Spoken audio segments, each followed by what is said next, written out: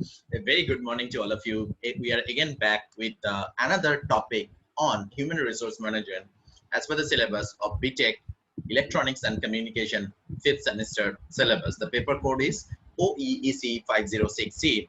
So today we'll be discussing about the last part of the chapter 2, and our topic of discussion today is training and development. So what are the things we are going to study today? Number one is the meaning and definitions of training and development, purpose of training, types of training process, importance of training, and the training methods. So these are the things we are going to study today. Meaning and definition of training, purpose of training, types of training process, importance of training, and the training methods. So now let us understand what is training. So training can be defined as the systematic method to enhance specific skills, desired behavior, and the knowledge of the employees which are necessary for performing a job effectively. So training is a method of to enhance the specific skills, desired behavior, and the knowledge of the employees which are necessary for performing a job effectively.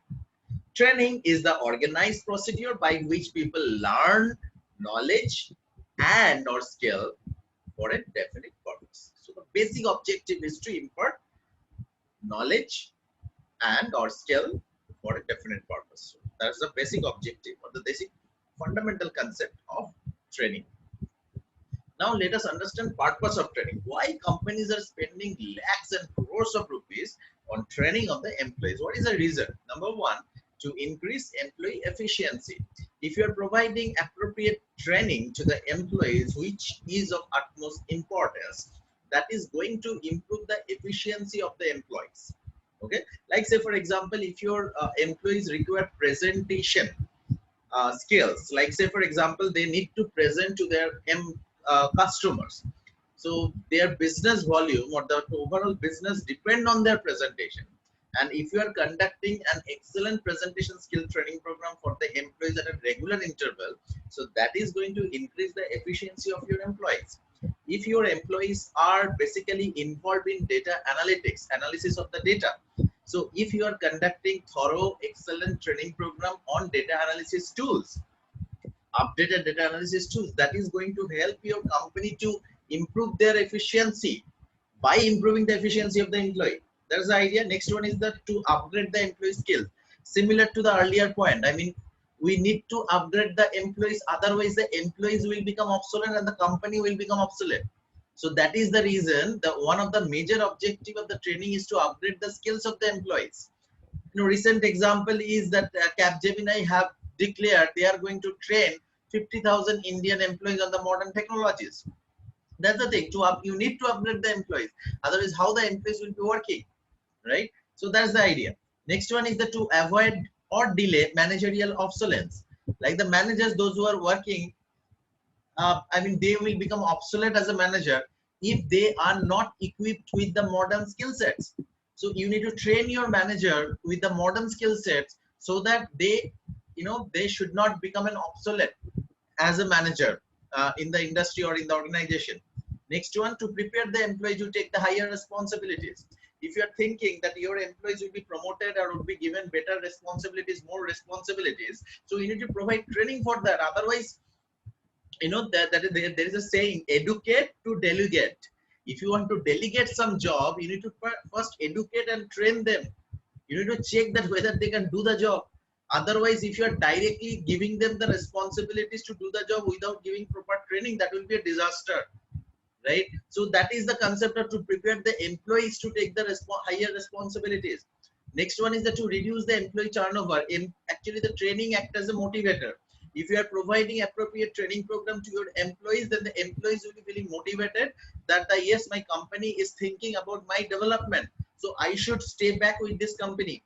So if you are providing appropriate quality training program for your employees, you can reduce the employee turnover rate. There are different reasons for employee turnover. So if you are conducting good quality training program, some percentage of the employee turnover definitely going to be reduced. Next one is to achieve the organizational excellence. So there would be, every organization will be having different kind of organizational objective, excellence objective. They want to achieve that, but how they are going to achieve that? Through their employees. If the employees are not trained enough, motivated enough, focused enough, how you are going to achieve your organizational goal? Because the organizational goals needs to be achieved by your employees only. So if your employees are not good, are not trained, are not focused, are not engaged, are not committed, so definitely you are not able to achieve the organizational excellence. So that is the reason that one of the major objectives of training is to achieve organizational excellence, right? So these are the purpose of training. Now, types of training. So what are the different kind of training are being done? There are different training. We have just listed a few of them. Number one is the induction training. What is an induction training? Induction training means when the employees are first coming to the organizations after recruitment. Like say for example, your campus recruitment is being done and you have joined an organization. The first training that will be conducted at the company, that is called induction training, to make you aware about the rules, regulation, culture of the organizations. So that is the induction training, right? So induction means orientation. So we need to orient the employees, induct the employees to the organizations by explaining the rules, regulation, cultures of the organizations. Okay. Next one is the competency-based training. So this training is basically building on competency. Okay, building a competency. So you are having we have identified you have a very good potential on say for example data analytics. So we've identified you are very good in maths or statistics, but you don't know the training or the particular statistical softwares like the SPSS or the Minitab and etc. So we have decided we are going to provide you training on that so that you can enrich your this competency of analytics. You are very good in mathematics, you are very good in statistics, but we are going to provide you training on this kind of statistical software so that we increase and enrich your competence. So that is called the competency based training. Next one is the knowledge training. So we are increasing your knowledge base on that particular area. You have completed your BTech in electronics. You are sufficiently knowledgeable in your subject. But however, we want you to work in some new technologies and etc. So that is the reason we want to increase your knowledge level. So that is the reason there is knowledge training. Next one is the skill training. Particular skill sets we want to provide. Like take that example that data analytics skill sets. So for that reason, data visualization model you need to do. I mean, you need to represent the data with a proper visualization tool. So that's why you are providing you a training on Minitab. Okay, so that is the idea. Or the Tableau. We are providing a training on Tableau. So that is called the skill training. Next one is the cross-functional training. You are an electronics engineer, that is good. You are skilled enough in your particular domain. You are doing really well. Now we are providing you some training in some other domain, like say for example management domain. Okay, like say for example human resource management or the marketing management, because you need to have those knowledge in order to complete your job. So that is called the cross-functional training. So you are in a different functional role. And the team training. So how to work in a team. Individually you are brilliant. You are a fantastic engineer. You are having sufficient technical knowledge. You are doing really well. But however, sometimes what you have to do, you have to work in a team. So that is the reason your team building skills is required. Team, how to become an effective team member, that you should know. So that is the reason that the team training or the team building training would be provided to you. So these are the basic, some important types of training. There are other types of training as well, but as far as your syllabus and understanding, these are the trainings you should remember. Next one is the training process. How you should conduct a training program or the process for your employees. Number one, assessment of the organizational objective and the strategy. That is very important. That is what is the organizational ultimate objective? Because based on that only, you need to frame the training method. I mean, your objective is to become a number one data analytics company in India. So your objective is that means you want to provide the best data analytics services. That is the reason you should have a best data analyst with your team. So one of the major objectives of the training program is to provide adequate training program on the data analysis for all the employees, those who are involved in that particular domain, right? So that is the idea. So that is the idea. First, we need to understand the assessment of the organizational objective and the strategies. Based on that, we are going to develop the training need assessment. What are the training that is required in order to fulfill that particular objective, organizational objective? Next, number 3 is the establishment of the training goal. What would be my training goal? Training goal is all the employees who are working as a data scientist, they should be an expert in Minitab and the Tableau. That is my training goal. Okay. Next one is the, so based on that goal, we will be designing the training and development program. So we are developing an extensive training and development program for all of my data scientists, that they should be, you know, in a way, they should be the best in the market, in the Tableau and the Minitab. Next one is the execution training. We have planned, now we are executing, we are conducting the training program. Everybody should attend the training program. We are hiring the best trainer. We are developing the best infrastructure. We are infrastructure on the logistics. So that is the reason, I mean, so that the proper execution of the plan should be done, and then evaluation of the result. Then we'll be checking that whether all the data scientists are efficient and effective in handling the Minitab or the Tableau or not, right? So that is the fundamental concept of the training process. So we'll be starting with the organizational objective and the strategies. We need to do an assessment. Based on that, we'll be going for training need assessment. Then based on the training need assessment result, we'll be establishing our training goals, and based on the training goals, we'll be designing the training and development program. We need to execute the training program, and then we need to evaluate the training program, how much successful that is, right? So that is called the training process. Next is the importance of the training. Training is one of the most important the component of the human resource management. That is the reason most of the companies spend 1/3 of the revenue on the training program, 33%. Why? Because training plays a very, very important role. So there are different kind of, you know, we can talk about different points that why training is important, but we are just going to discuss about major 6 points. Number one is the decrease in the production expenses. Of course, if the employees are you know, trained and efficient, I mean, handling the machines and the material, automatically the production expenses will be reduced. Reduce the chances of the accident. If the employees are well trained in handling the machines and etc., and to take care of the safety measures and the safety gears and etc., so definitely the chances of accidents will be reduced. Increase employee confidence. If they're trained that how to handle these things, how to handle how to handle the objections, how to handle different kind of situations, how to handle different kind of machineries, so they can so their confidence level automatically will be improved. If the employees confidence level is being improved in doing their job of their own, automatically minimum level of supervision is required. Okay, minimum level of supervision is required.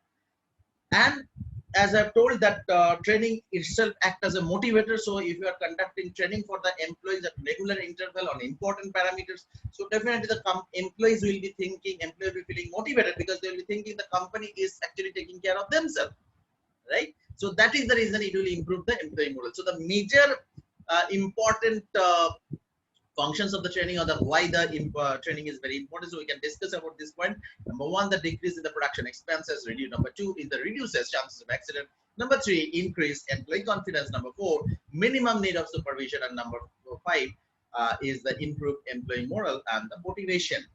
So these are the important importance of training. Next, we'll be discussing about the training methods. Actually, the training, how the training should be conducted. So that is called the training method. So method can be of two types: on-the-job training and off-the-job training. As the term indicates, on-the-job training means when the people are actually working, while working, they are learning. So that is on the job. Off-the-job means they have not joined. I mean, they are not in the floor, they are not in the production house, they are not in the market. But before getting into the market, before getting into the production, before getting into the floor, they are getting trained. So those training are called off-the-job training. Okay, so let us understand on the job training. So while they are working, they are learning. Number one, job instruction training. I mean, they will be given instruction. Okay, do this, do that. There will be a standard operating procedure. Every step instruction would be given. They will be the learning and working, right? Apprenticeship training. They will be hired as an apprentice, and they will be working as a trainee in a particular department, mainly the technical department. And they will be hired and they will be getting trained and they will be working. Job rotation, like say for example, you have joined a company as a management trainee. Okay, management training. So then from the first 3 months you are working in the marketing department. Next 3 months you are working in the production department. Next 3 months marketing department. Then in the next 3 months finance department. So you are actually learning different activities of the organization. So that is called the job rotation. Coaching means there will be a coach that will be assigned to you. So while working, you would be taking direct mentorship or the coaching from that particular employee. All right. So of course, there must be a subject matter expert of that particular job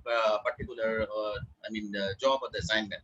Understudy, you will be aligned to a senior member of the management. So you will be working directly under close supervision of that particular senior management. person who always he or she will always be giving instruction to you, and you will be learning and working. So that's the idea. Next one is the mentoring, like coaching. A mentor will be assigned to you, and they will be constantly monitoring you, your performance, and giving instruction how to work, right? So that is the concept of on-the-job training. Getting trained while working. That is on the job, and the but opposite is the off-the-job. That means before getting into that, and not before getting into, whenever the training would be conducted in a not in the actual work environment. Actual work environment. It can be simulated. That is number one is the simulation. I mean, real environment, real work-like environment will be created, but that is in real life. Like say, for example, you are working in a bank. So the company is going to organize a training program in a training room. I mean, training in a classroom. That where a bank-like environment has been created, a cash counter has been created. You are supposed to sit there and handle the cash. How to check the fraudulent transactions. What are the different things that you need to check? Okay, so these are the things that training would be given to you in a simulated environment. So a real work-like environment will be created in the classroom. That is called the simulation, but actually this is not office. Next to the case study. Case study is the problem that has been encountered originally by the organization, and the problem has already been solved or handled. Now the cases will be given to you. If you are that particular position, how you are going to handle that. Okay, that is called the case study. Role plays. Now say for example, again take the bank's example. You are playing the role of a cashier, and some other person is playing the role of a customer. So you'll be playing the role, and through the role playing in the different situation, you'll be able to understand what are the different kind of day-to-day issues you need to handle, and how that is needs to be solved. The role plays you can understand. Before hitting the floor, actual cash counter, you are getting trained out there. Okay, next one is the in basket exercises. Similarly, I mean, kind of simulation exercises that will be created, and you need to perform. You will be trained in a different kind of actual work like situation in the office. Next is very important, the conferences. You will be attending different conferences. You will be hearing to some experts in that particular field. Through that you will be understanding. Next one is the similar kind of seminars you will be attending. You will be presenting. You will be hearing some other presentation. Through that you will be developing your knowledge. So these are all off-the-job training program. So as far as your syllabus in the training and development part, this is the part. So please go through it, and if you have any question, please feel free to ask me in the forum that has been provided to you. And so that's all for this chapter number 2. So in the chapter number 2, there are 3 major important topics. That is human resource planning, performance management, and this training and development. So we have already completed this human resource planning and the performance appraisal in our earlier 2 sessions. So today we have completed the training and development topic of this particular chapter number 2. So again, soon we'll be coming back with chapter number 3. So go through it. If you have any issues, please feel to contact me, and I would love to reply. Thank you so much for attending.